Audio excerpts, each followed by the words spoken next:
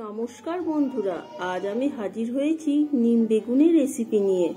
শীতের শেষে এবং বসন্তের শুরুতে এই নিম বেগুন খাওয়া শরীরের পক্ষে কতটা উপকার আপনারা হয়তো সবাই জানেন, কিন্তু অনেকেই পছন্দ করেন না। পছন্দ না করলেও শরীরের উপকারের জন্য এটা খাওয়া খুবই দরকার।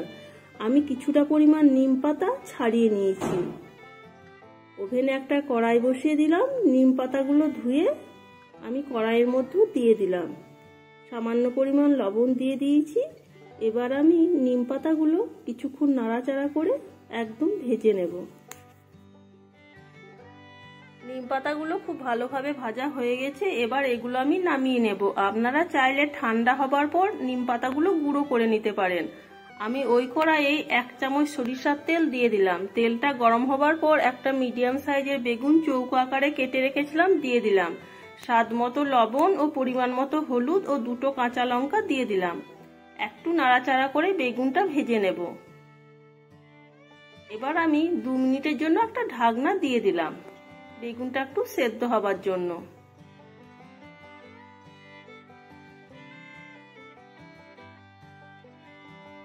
আমি আবার 2 মিনিট পর ফিরে এলাম। একটু নাড়াচাড়া করে নেব বেগুনটা সেদ্ধ হয়ে গেছে। এবার ভেজে রাখা নিম পাতাগুলো বেগুনের মধ্যে দিয়ে দিলাম। সমস্ত কিছু একসাথে মিশিয়ে নিলাম। আরো 1 থেকে 1.5 মিনিট মতো ভেজে নেবার পর এর মধ্যে আপনারা চাইলে 1 চামচ সরিষার তেল দিয়ে দিতে পারেন। এবার এটা আমি নামিয়ে নেব এবং গরম ভাতের সাথে খুবই ভালো লাগে এটা খেতে। বন্ধুরা, এটা কোনো নতুন রেসিপি নয়।